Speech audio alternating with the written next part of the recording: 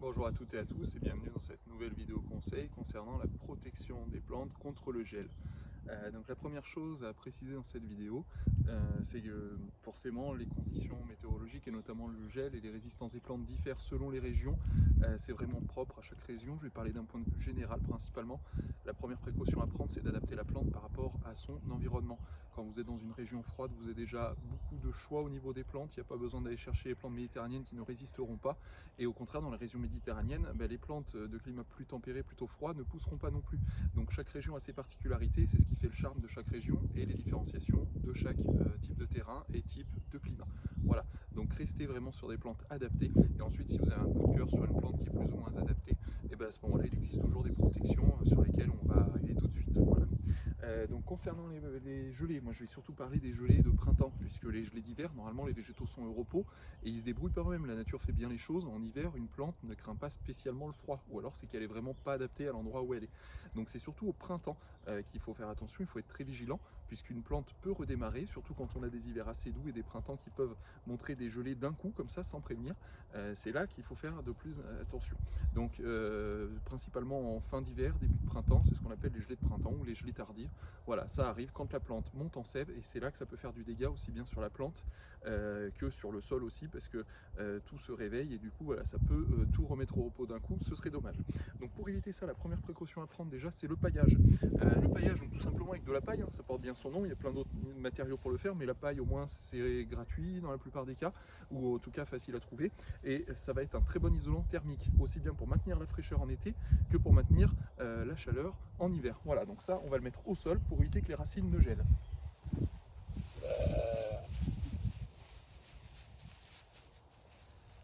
Voilà. Parce qu'il faut savoir qu'une plante peut geler, la plupart des plantes peuvent geler en partie aérienne, mais se refaire en partant du sol. Donc le but c'est de privilégier vraiment la souche de la plante, puisque dans tous les cas elle pourra partir si la souche reste saine. Ouais. Et ensuite, la meilleure technique de protection, c'est le voile d'hivernage. Donc là, comme vous pouvez le voir, j'ai mis des tuteurs de chaque côté de la plante, puisque ce qui fait une bonne protection, en fait, c'est le volume d'air qu'on va emprisonner avec la plante. Si on colle la plante avec un voile d'hivernage tout autour, elle va se sentir vraiment trop confinée, trop asphyxiée. Ça va maintenir l'humidité parce qu'une plante a besoin quand même de respirer, de transpirer comme nous.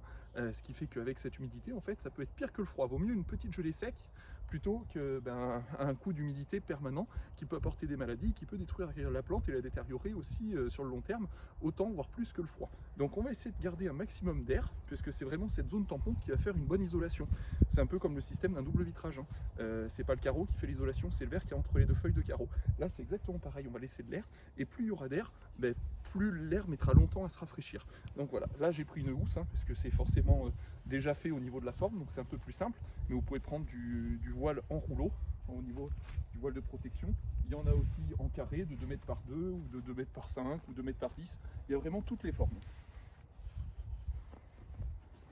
Voilà. Et là du coup on va descendre le long des tuteurs et venir protéger la plante sans la toucher directement.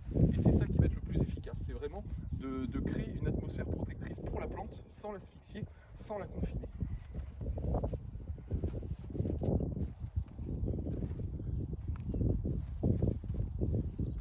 Voilà. Donc là je ne vais pas prendre le temps de le mettre à la perfection jusqu'en bas, sachant qu'en plus on peut laisser un petit peu d'air passer en bas, puisque l'air chaud a tendance à remonter, donc l'air qui se trouvera à l'intérieur sera le plus chaud logiquement. Donc on peut laisser ouvert légèrement en bas pour maintenir vraiment une aération. Voilà, donc le plus important pour une protection des gelées réussie, c'est de ne pas laisser le voile trop longtemps, puisque si on le laisse sur le long terme, plusieurs semaines ou voire plusieurs mois, ça va faire plus de mal que de bien à la plante. Donc là j'insiste là-dessus, il faut le laisser une nuit dans l'idéal et le retirer la journée, à partir du moment où il ne gèle plus et qu'il fait beau, pour que la plante puisse s'aérer. Donc vous pouvez quand même le laisser plusieurs jours, mais il ne faudra pas insister à le laisser plusieurs semaines, sinon c'est sûr que vous ferez plus de dégâts que le froid n'en aurait fait. Voilà. J'espère avoir été assez clair et précis dans cette vidéo. N'hésitez pas à poser vos questions en commentaire et abonnez-vous à notre chaîne. A très bientôt.